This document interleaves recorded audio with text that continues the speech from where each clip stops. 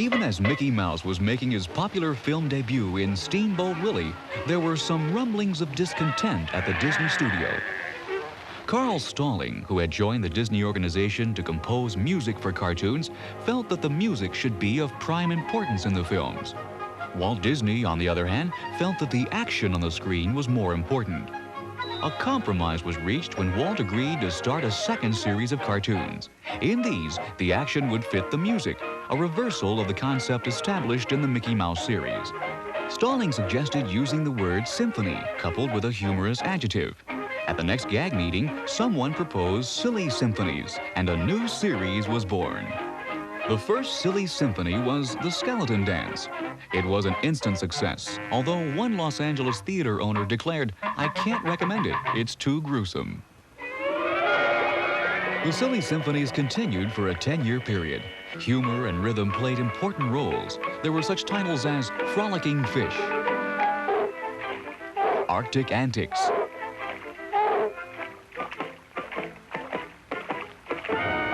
and Egyptian Melodies. Everything moved. Even the settings were caught up in the rhythm. This perpetual motion distinguished the Silly Symphonies from their competitors, and Walt Disney trained a whole new generation of animators. Now, we were dealing in motion, movement, and the flow of movement, the flow of things, you know, action, reaction, all of that. So we had to set up our own school.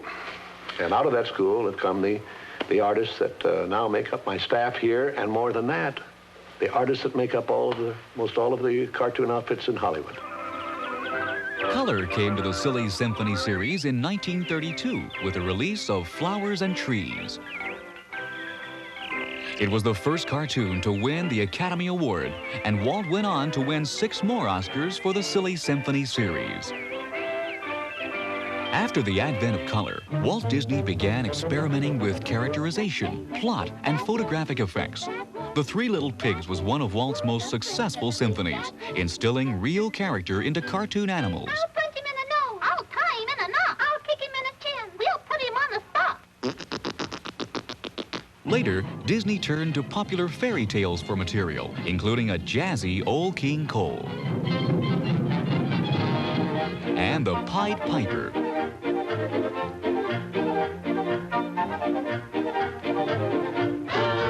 Still other symphonies like Woodland Cafe and Musicland were delightful satires of movie musicals. The 1937 invention of the multi-plane camera led to remarkable depth in animated films. The Old Mill and Winkin', Blinkin' and Nod were examples of silly symphonies that achieved startling realism and led to the later development of Disney's full-length animated films.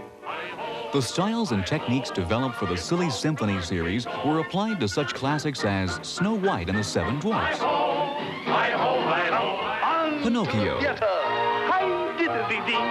an actor's life for me. A high silk hat and a silver cane, a watch of gold with a diamond chain, and Fantasia. As Disney moved into a regular schedule of feature-length releases, the Silly Symphony series was phased out of production. Truly memorable, the Silly Symphonies were universally popular during their 10-year lifespan and an important cornerstone in the Disney legacy. They were a proving ground for the animated features to come, and perhaps the richest products of the Disney Dream Factory during the 1930s.